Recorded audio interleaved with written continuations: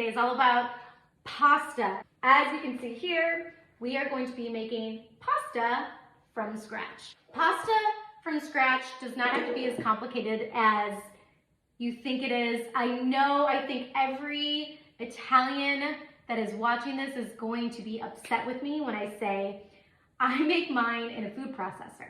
And honestly, I do it just simply for how quick it is. And you can do it by hand and do the whole little well and putting the eggs in and all that. You absolutely can.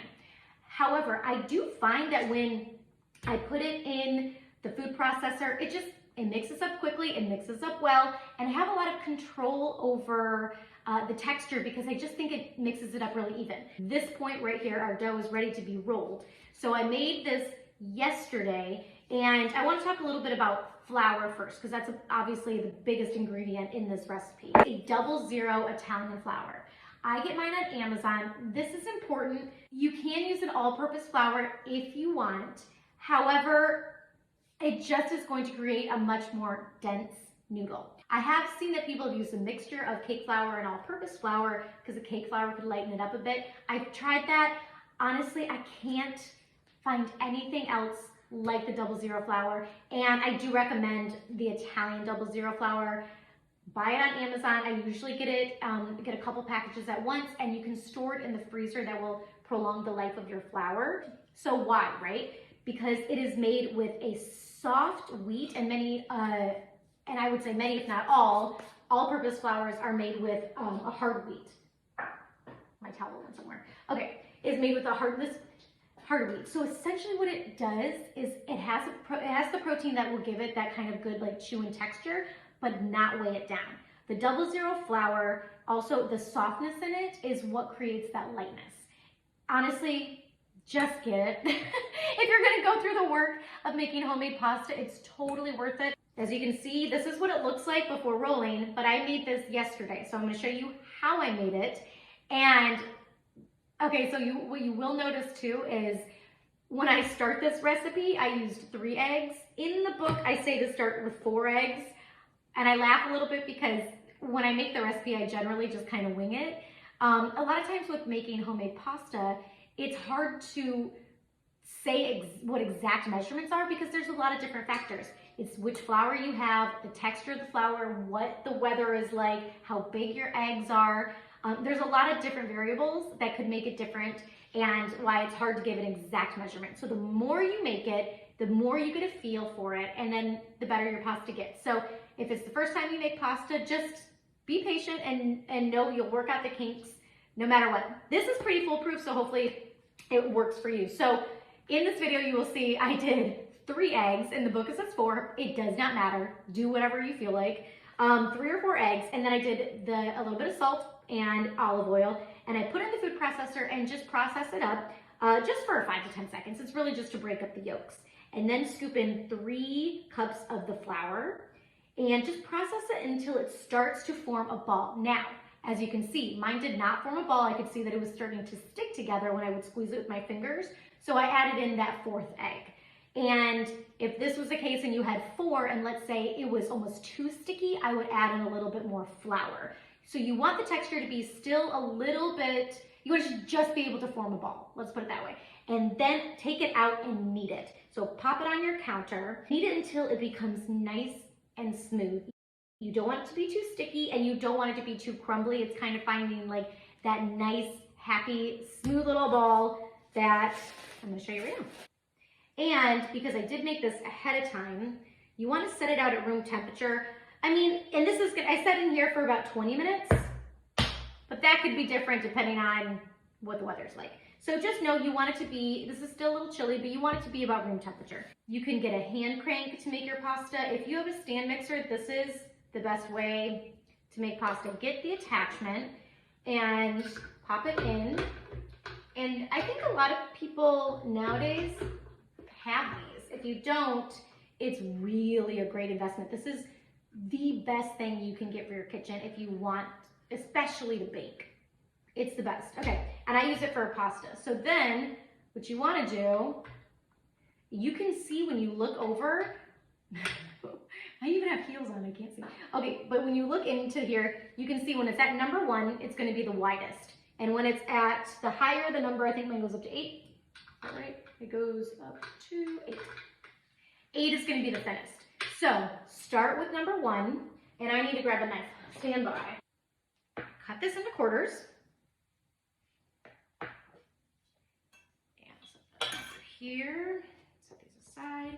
And I'm going to actually cover these. Cover these while I'm not using them. Oh, I'm gonna grab one more thing. These are the Caraway baking sheets. I have done away with them. They're so nice. Very nice. So I have it flattened out. Basically, you want it to be able to just fit through here. So what I'm gonna do, do I have this plugged in? I do. So what I'm gonna do, I'm actually gonna turn it on. Might be a little loud. I'm gonna turn it on and have it go through here. So this is what you do. And if you don't put flour on it, it'll make it too difficult to go through here, but you don't want to do too much, otherwise it's just going to kind of slip through. So it's all about finding a good flow. And it's like 2 or 3 times. And then I move to a higher number, which is a different thickness, right? So I turn it off between each one. So I'm gonna go just to 2 because there's a big jump between 1 and 2. And I will say, one of the most difficult things for the book was figuring out serving sizes, because you can't really have an exact serving size for this because it could vary. So I did 4 to 6 servings, and I laughed because I'm like, this could almost even be, depends on how hungry I am that day. What if I eat half of it? The goal with pasta is that you want to be able to see through it. And you'll see what I'm talking about. Now I'm at 6. You can see it's gonna get longer and longer and longer. You're gonna have some long pasta. Hey, look at how long this already is. Remember how small that was when we started? Look at that. So, that was at number 6. Okay. And now I'm gonna go more. I know this hat looks crazy, but I just like to add a little bit of flour. And this is still the 000 flour. Okay. And look at how sturdy this is. This is some good pasta. Okay. So I think you could stop here. I'm gonna go to 8. There we go.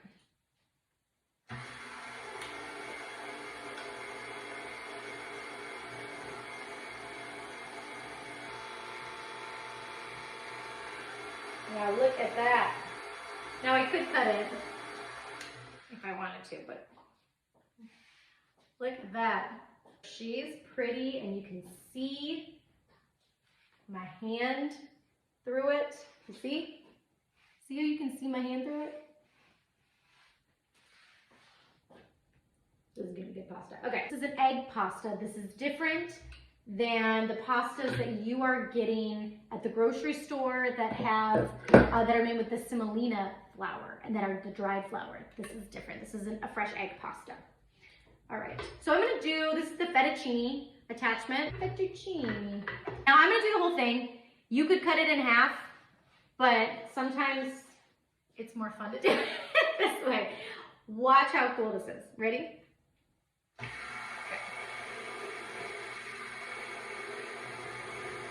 Let's go.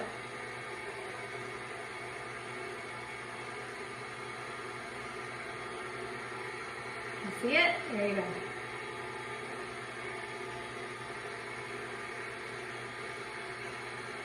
I'm blocking it. Do you see?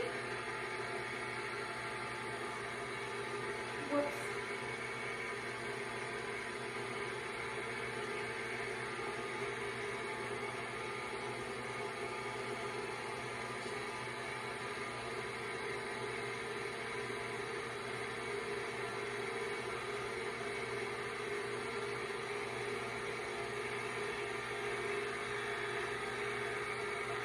Look at that. Okay, now to be honest with you, you don't have to do it all in one sheet. You probably should cut it in half, but I thought that was fun, so I did that.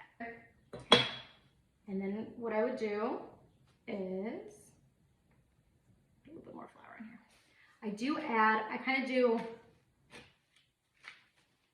I toss it with a little bit of the flour.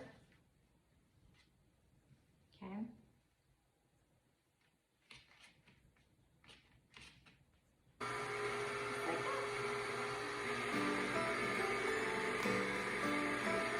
If you do freeze this, I would recommend just labeling it so you know when you made it. And that, my friends, is how you make homemade pasta.